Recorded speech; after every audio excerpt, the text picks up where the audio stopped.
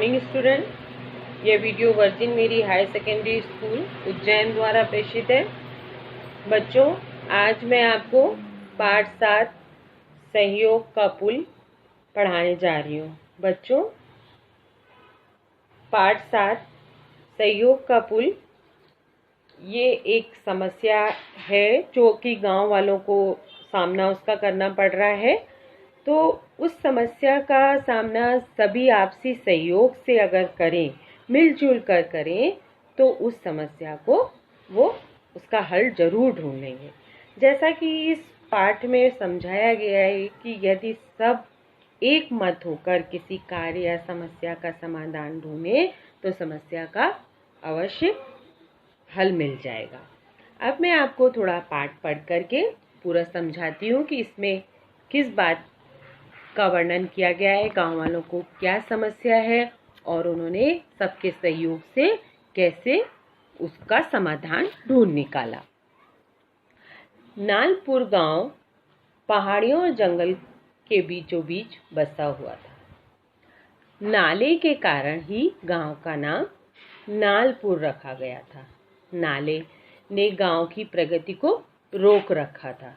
बरसात में उसका रूप इतना भयानक हो जाता था कि उसमें पांव डालने तक की हिम्मत नहीं होती थी। चौमासे भरे लंबा चौड़ा नाला गांव को पूरी तरह अन्य इलाकों से काट देता था। चौमासे मतलब 4 महीने तक जब बारिश होती रहती थी तो कोई भी उधर गांव के लोग नहीं जा पाते थे और वो लबालब भरा रहता था। 4 महीने नालपुर गांव के निवासी बाहरी दुनिया से एकदम अलग हो जाया करते थे।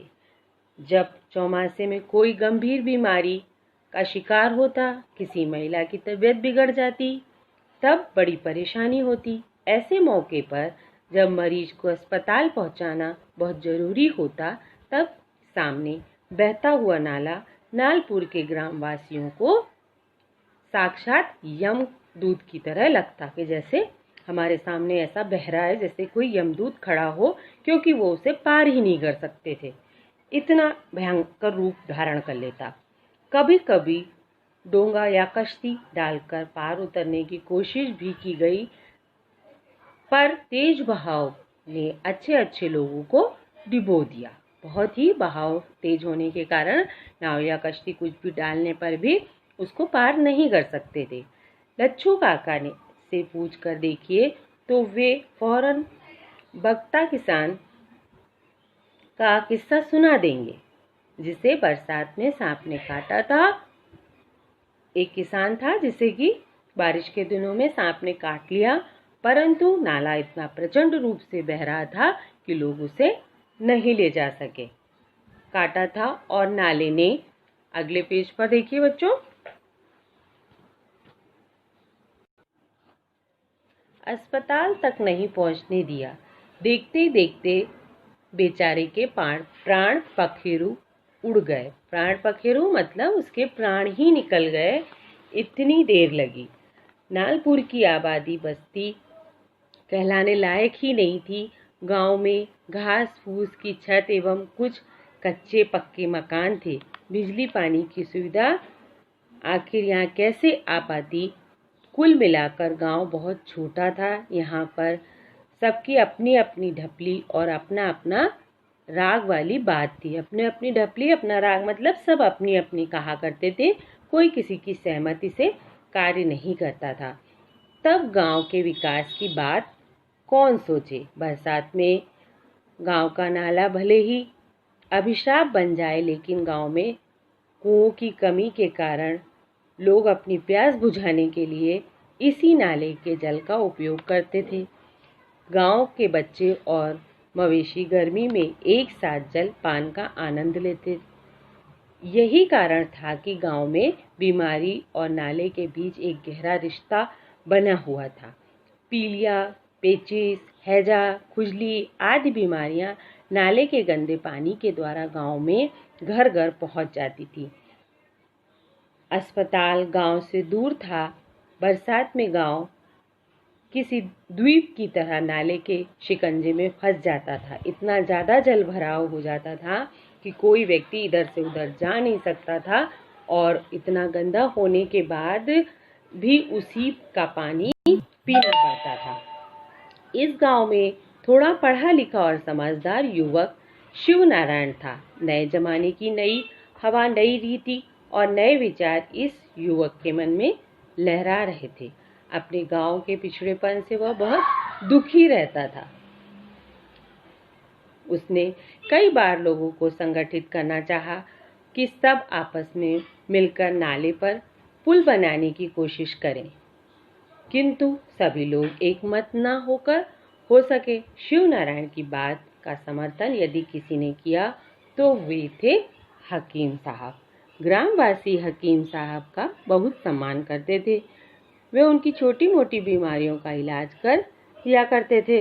वे गांव वालों के लिए डूबते को तिनके का सहारा थे। इस बरसात में नाला उफान पर था। गांव 2 माह से बाहरी दुनिया से कटा हुआ था। एक घटना से सारे गांव वाले दहल गए। रात में वृद्ध हकीम साहब को दिल का दौरा पड़ा। उनकी बेहोशी और बिगड़ती हालत देख सारे गांव वाले एकत्र हो गए। जैसे तैसे रात कटी। सभी चाहते थे कि हकीम साहब को अस्पताल ले जाएं या कस्बे से डॉक्टर को लाकर ले आएं और उन्हें दिखा दें, उनका उपचार कर दें। लेकिन उनके चाहने से क्या होता, उफनता नाला सामने जो खड़ा था। 1-2 साहसी युवक ने नाला पार करने की कोशिश की, लेकिन तेज बहाव में उनको लेने के लिए कुछ भी नहीं कर पाए, लेने के देने पड़ गए। इसी बीच हकीम साहब इलाज के अभाव में चल बसे। इस घटना से शिव नारायण सबसे ज्यादा दुखी हुआ। आखिर वह बोल ही पड़ा, अगर आप लोग समय रहते मेरी बात मान लेते तो यह नौबत नहीं आती। उसी समय सभी गांव वालों ने कसम खाई कि अपने श्रमदान से नाले पर पुल बनाने की कोशिश करेंगे। गर्मी में जब नाले का पानी कम था, गांव वाले संगठित होकर पुल बनाने में जुट गए। गांव का हर व्यक्ति अपने अपने साधन के लिए पुल बनाने को तैयार हुआ। ये बात जिलाधिकारी तक पहुंची तो उन्होंने गांव वालों का उत्साह देखकर शासन की ओर से तकनीकी और आर्थिक सहायता प्रदान की। इससे ग्रामवासियों का उत्साह और बढ़ गया।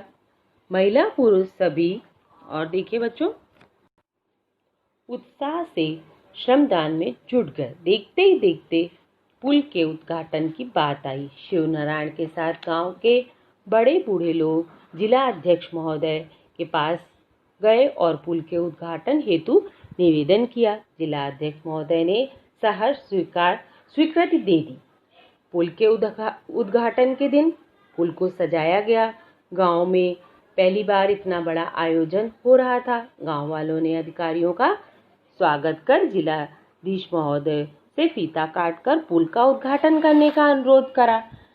जिला अध्यक्ष ग्रामवासियों के आपसी सहयोग और श्रम देखकर बहुत खुश थे। उन्होंने कहा, पुल का उद्घाटन मैं नहीं, आप लोग स्वयं करेंगे।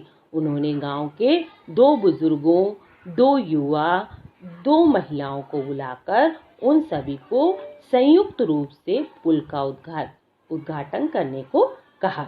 गांव के 6 प्रतिनिधियों ने एक साथ फीता काटकर पुल का उद्घाटन किया। क्योंकि वह आपसी सहयोग से बना था, तो उन्होंने कहा कि आप ही सब लोग मिलकर के इसका उद्घाटन करेंगे। अपने संबोधन में जिला अध्यक्ष ने कहा, इसका उद्घाटन मैंने आप लोगों से ही करवाया है